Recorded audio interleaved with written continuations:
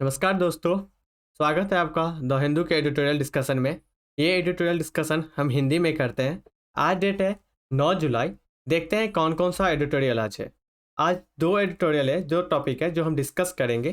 पहला जो टॉपिक है वो एकीकृत थिएटर कमांडर के लेके है, जिसमें आपको थल सेना, वायुसेना और जल सेना तीनों को एक जगह मिलके और संचालित करने की बात की जा रही है, उससे रिलेटेड है। दूसरा जो है वो जलवायु परिवर्तन के लिए वैश्विक लेवल पे जो वित्तीय पोषण, ठीक है, फाइनेंस का जो किया जाता है उससे रिलेटेड है। और एडिटोरियल डिस्कशन करने से पहले प्लीज़ आप ये बुद्धा आईएएस को सब्सक्राइब कर दें, लाइक और कमेंट ज़रूर करें, जिससे कि हमें ये इनिशिएटिव को आगे कंटिन्यू करने में हेल्प मिलेगा। अपना एडिटोरियल डिस्कशन स्टार्ट करते हैं। पहला जो एडिटोरियल है वो आपके सेना से रिलेटेड है, जिसमें ये आप जीएस पेपर 3 के सुरक्षा से लिंक कर सकते हैं, ठीक है। इसमें संदर्भ क्या है? संदर्भ से पहले मैं ये बता दूं, एकीकृत थिएटर कमांडर क्या होता है। इसमें यह है कि ऐसा योजना या ऐसा संचालित किया जाएगा जिसमें थल सेना, वायुसेना और नौसेना तीनों मिल के ये प्रोग्राम को संचालित करेंगे, ठीक है। कोई भी मिशन है उसको संचालित करेंगे जिसमें तीनों। लेकिन यहाँ पे समस्या ये आई कि थल सेना और नौसेना ये करने के लिए रेडी हो गए, ओके। ये इसको, ये जो योजना है, ये प्रस्ताव है, इस प्रस्ताव पे ये एग्री कर दिए। लेकिन बट वायुसेना जो है इसकी आपत्ति जताई उन्होंने। उन्होंने बताया कि ऐसे संचालन या ऐसे प्रस्ताव में उनको प्रॉब्लम है। उन्होंने क्यों आपत्ति जताया, इसका पॉइंट है। इनका जो आपत्ति जताने का पॉइंट है, ये इन्होंने कुछ दलीलें दिया है, ठीक है। कुछ इन्होंने समस्या बताया, इन समस्या की वजह से ये संचालित नहीं किया जा सकता, ठीक है। ये है कि वायुसेना ने थल सेना और नौसेना के सहयोग खत्ते बताए। उन्होंने बताया कि मान लीजिए, आप एक कंसेप्ट समझिएगा। मान लीजिए कि कोई चीज़ संचालित किया जाएगा। ये कॉन्सेप्ट जो है अभी यूएसए में चलाया जाता है। तो वहाँ पे ये होता है कि कोई भी चीज़ यदि योजना चालू होता है, उसमें सामने वाले जो हमारे दुश्मन होते हैं, एनिमी जो होते हैं, उनको पता होता है कि यहाँ पे तीनों सेना एक्टिव है, फिर यहाँ पे काम करेंगे। यदि आप इस तरह की योजना नहीं चलाते हो, प्रोग्राम नहीं चलाते हो, तो ये हमारे जो दुश्मन होते हैं उनको ये पता नहीं होता कि वायुसेना क्या करेगी, थल सेना क्या कर रही है और नौसेना। यदि इनका थल सेना से चल रहा है तो इनको नौसेना के एक्टिविटी के बारे में पता नहीं होता और वायुसेना के। तो इनके अंदर एक सस्पेंस बना रहता है कि शायद उन्होंने ना आ जाए, कि वो उसने ना कोई स्टेप ऐसा ले ले, जिससे कि इनके अंदर थोड़ा सा डर बना रहता है।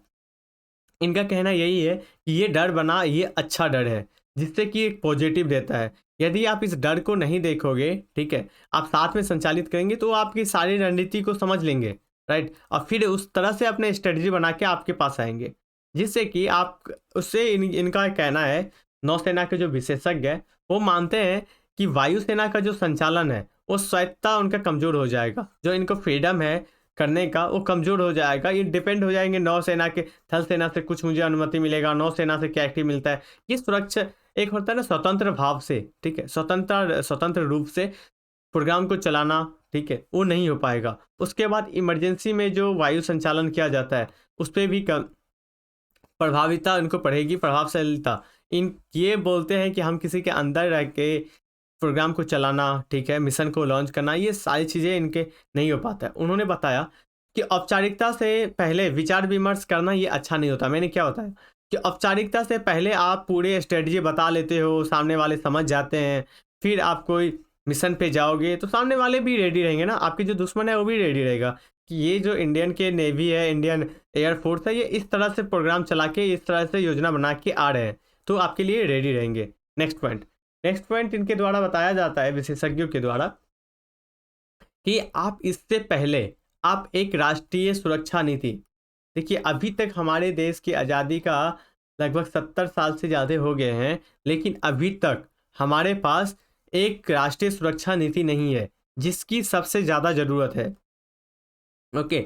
जिनमें आपको इस सुरक्षा नीति को परिभाषित करिए, इसकी आवश्यकता है, जिससे कि परिभाषित होकर संचालित किया जा सकते। और इसमें राजनीति को विकसित करते समय एक बौद्धिक अभ्यास की करने की ज़रूरत है, जिससे कि इसमें पहचान किया जाए कि वायुसेना की शक्तियाँ कहाँ पे है, राइट।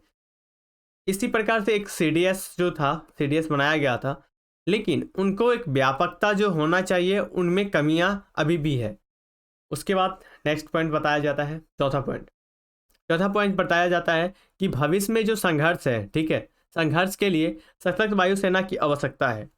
एक जो वायुसेना है वो बताई कि उनके संसाधन थोड़ा सा कम दिख रही है, जितना उनको संसाधन मिलना चाहिए ये बता रहे हैं कि उनके उतना संसाधन हमारे पास नहीं है, संसाधन की सीमित है, राइट। और उससे ज़्यादा ये बर्बाद भी नहीं करना चाहते, संसाधन सीमित हो के और आप बर्बाद करोगे तो ये तो सही नहीं है।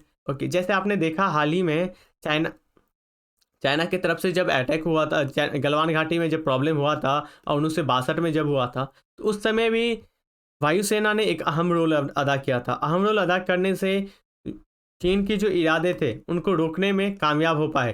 ठीक है, उसके बाद है स्ट्रक्चरल गैप जो है उसको दूर करने की ज़रूरत है। स्ट्रक्चरल गैप मतलब होता है कि एक जो संगठन बनाया गया था, ठीक है, संस्थागत उच्च रक्षा संगठन, ये जो संगठन बनाया गया था, कब बनाया गया था? ये 1950 के दशक में। लेकिन जब वो संगठन को ख़त्म कर दिया गया था उसके बाद कोई एक संचालित स्ट्रक्चर वे से कोई सिस्टम अभी तक इमर्ज होके नहीं आया। बशर्ते सीडीएस आ गई है, सीडीएस काम कर रही है, लेकिन आप जो एक संगठन का रूप ले सकते हो वो संगठन नहीं है। कहीं ना कहीं आप देखो तो सीडीएस के जो अधिकारी होते हैं वो किसी ना किसी एक थल सेना, नौसेना या वायुसेना के सदस्य होंगे। उनको ये सारी चीज़ों के बारे में उतनी नॉलेज नहीं होती है। सरते ये एक रिपोर्ट देते हैं, हाँ ये स्टडी करेंगे, लेकिन जिस तरह से संस्थागत उच्च रक्षा संगठन काम किए थे उस तरह से अभी अभाव है, इसको बनाने की आवश्यकता है, राइट। जिससे कि सरकार में जो राजनीति तंत्र और ये इनकी जो ज़रूरत है इनको पूरी से पूरा किया जाए, राइट।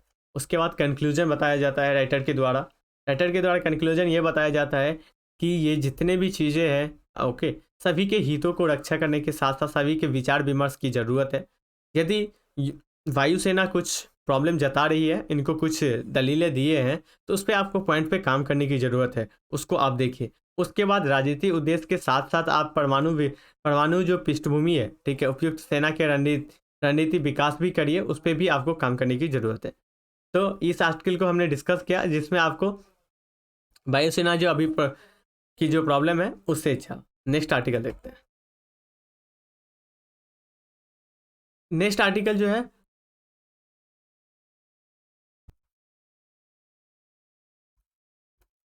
दूसरा जो आर्टिकल है यह है कि जलवायु परिवर्तन के लिए वित्तीय वित्तीय पोषण। ये आपको जीएस पेपर 3 के लिए पर्यावरण से रिलेट कर सकते हो, राइट।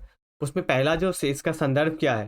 संदर्भ ये है कि विश्व में सबसे बड़ी चुनौती अभी जो आ रही है सामने वो है कि जलवायु परिवर्तन।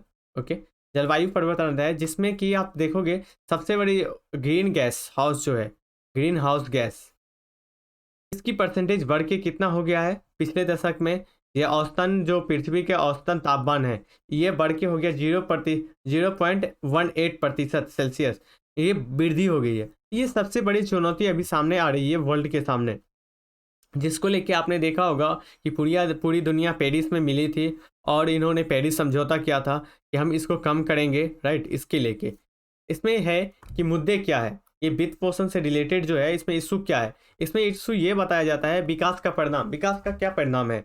भले ही आपकी जो वर्ल्ड है, वर्ल्ड की इकोनॉमी जो है, अर्थव्यवस्था है, विश्व की अर्थव्यवस्था बढ़ के 83 ट्रिलियन डॉलर हो चुका है, लेकिन आप 83 ट्रिलियन डॉलर तो आपने कर लिया, डेवलप कर लिया, विकास कर लिया, लेकिन उससे कुछ प्रभाव भी पड़ा है आपको। आपने पर्यावरण को हानि पहुंचाया है। इससे समाज में जो 100 बिलियन डॉलर, ठीक है, कि आर्थिक और पर्यावरणीय लागत लगी है, राइट। आपने तो विकास कर लिया। दूसरा है कि मुनाफे के आप निजीकरण और प्रदूषण के सार्वभौमिक बनाया है, राइट। आप सिंपल सा समझिए कि निजी जो कंपनियां हैं वो भी कार्बन छोड़ रही है, उनकी भी कंपनी बैठी हुई है, कंपनी मैन्युफैक्चरिंग करती है, उससे भी कार्बन जाता है। तो ये जो जितने विकास हुए हैं ये कार्बन फैल रहे हैं, तो क्या इसके लिए आप सिर्फ सरकारी जो वाहन है वही आते हैं सामने, लेकिन इसका फ़ायदा कौन लेते हैं? निजी कंपनियां भी तो लेती है, राइट। ये डेवलप का तो निजी कंपनियां लेती है, लेकिन वहन कौन करेगा? वहन तो सरकार के द्वारा किया जाता है, राइट। उसके बाद समग्र पर्याप्त ध्यान नहीं है।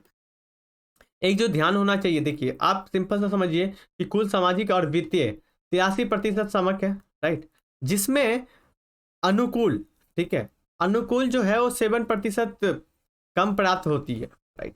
तो इसमें ये है कि जितने भी कंपनियां, जितने भी प्राइवेट इंडस्ट्री है, यदि उन पे भी कोई चार्ज किया जाए तो फिर ये भी इसमें काम करने के लिए, आप जैसे सभी विकसित देशों को करने की जरूरत है, तो वैसे ही कोई एक मापदंड बनाया जाए कि इससे यदि टर्नओवर ज़्यादा आता है किसी कंपनी को, तो उस कंपनी को इतना प्रतिशत जलवायु परिवर्तन को कम करने के लिए या फिर ये ग्रीन हाउस गैस को कम करने के लिए वहन करना पड़ेगा, राइट। इसकी ज़रूरत है, ये मुद्दे है, ये इशू है। उसके बाद है, एक मिनट सॉरी, है कि जलवायु परिवर्तन के भी कवरेज जो होती है ना, ठीक है, वो सीमित है। ओके, इसमें सीमित क्या है कि वित्तीय कवरेज जितनी ज़्यादा चीज़ें होनी चाहिए, जैसे देखिए निजी वित्त कवरेज जो है परिवहन और नवीकरणीय ऊर्जा तक सीमित है, वहीं तक आप सीमित होकर रह गए। जबकि सामाजिक वित्त में पर्या परिवहन और निजी सॉरी नवीकरणीय ऊर्जा के अलावा अलावा भी बहुत सारी ऊर्जा है जिस पे आपको काम करने की ज़रूरत है, जो आपको डेवलप करने की ज़रूरत, जैसे देखिए पवन ऊर्जा, सौर ऊर्जा, शैल गैस, इन सारी चीज़ों पे आप अपने आप को लिंक कर सकते हो, अलग जा सकते हो। इसके लिए क्या है, वित्तीय कवरेज आपके पास जो है ना, वित्त मतलब पैसा कम है जिससे कि आप इसके पास जाए, राइट। उसके बाद है कि इनकी जो विभिन्न स्रोत है, राइट, विभिन्न स्रोत है, वो विभिन्न स्रोत क्या है कि विकासशील देश और विकसित देश, इसमें गैप आ रही थी कि विकसित देश को क्या है कि आपको पैसा देना पड़ेगा विकासशील देशों को, क्यों, क्योंकि आपने तो अपने टाइम में विकास कर लिया देशों को, ठीक है, लेकिन अब विकसित देशों का और जो विकसित नहीं है उन देशों का टाइम आएगा, तो वो भी तो आने वाले टाइम में विकास करेंगे। तो विकास करेंगे तो इसके लिए आपको इनिशिएटिव देना पड़ेगा, आपको टेक्नोलॉजी मैंने 2 दिन पहले ही आर्टिकल डिस्कस किया था जिसमें क्या बताया गया था कि आपको टेक्नोलॉजी ट्रांसफर करना पड़ेगा, आपको वित्त ट्रांसफर करना पड़ेगा, ये सारी चीज़ें हैं, करने की जरूरत है। एक चीज़ देखिए कि अभी हाल ही में जलवायु परिवर्तन से आपने सबसे बड़ा इशू जो देखे होंगे कि संक्रामक संक्रामक रोग जो है, ठीक है, रोग जो है, बीमारी जो है, ये 70% सिर्फ प्रकृति से आए हैं। प्रकृति से आप जब कनेक्ट होते हैं जानवरों से मनुष्य में संक्रामक रोग फैले हैं, राइट। जैसे देखिए वो ये कोविड-19 एक पहलू बता रहे हैं कि कोविड-19 जो चाइना के लैब में बनाया गया था, लेकिन दूसरा जो पहलू है वो बताया जाता है कि वुहान में जो उनके सबसे बड़े बाजार है, ठीक है, वहाँ से फैलना स्टार्ट हुआ था। तो ये कैसे हुआ था, तो जानवरों से इंसानों, चमगादड़ों से बताया जाता है, ये चल रही है। लेकिन ये तो कभी ना कहीं आयास लगाया जाता है, निपा वायरस देखोगे, ठीक है, तो ये सारी चीज़ें हैं, कहाँ से आ रहा है, जानवरों से, क्यों आ रहा है, ये सब जलवायु परिवर्तन का इफेक्ट है, राइट। अब निष्कर्ष में क्या बता रहे हैं राइटर, निष्कर्ष में ये बताया जा रहा है कि जलवायु परिवर्तन के लेके जो राष्ट्रीय संयुक्त राष्ट्र निवेशकों के द्वारा व्यापक और सरकार के द्वारा जो एक संगठित बनाया गया था कि 2030 तक हम इसको कम करेंगे, इसमें कम करने के लिए सभी को आके, ठीक है, एक साथ कदम उठाना पड़ेगा, सभी को प्रयास करना पड़ेगा। अकेला कोई निज सिर्फ सरकार ही नहीं कर सकते, उसके लिए निजी जो कंपनियां हैं उनको भी आना पड़ेगा साथ में, उनको भी ये चीज़ें करना पड़ेगा, राइट। तो आज हमने 2 आर्टिकल डिस्कशन किया, एक सेना से रिलेटेड और दूसरा जो है वो जलवायु परिवर्तन से रिलेटेड है। तो आज के लिए इतना ही है। आप इससे पहले कि हमारे चैनल बोधा आईएएस को आप सब्सक्राइब कर दें और लाइक करें, ये कंटिन्यू रहेगा। ये इनिशिएटिव पहली बार हिंदी मीडियम के लिए आया है कि द हिंदू आपको हिंदी में प्रोवाइड किया जा रहा है। इसका नोट्स आपको चाहिए तो नोट्स के लिए आप टेलीग्राम चैनल का लिंक दिया हुआ है, उस टेलीग्राम चैनल में आप ज्वाइन हो जाइए, वहाँ से इसका हर दिन का PDF आपको मिलता रहेगा। तो आज के लिए इतना ही। Thank you so much.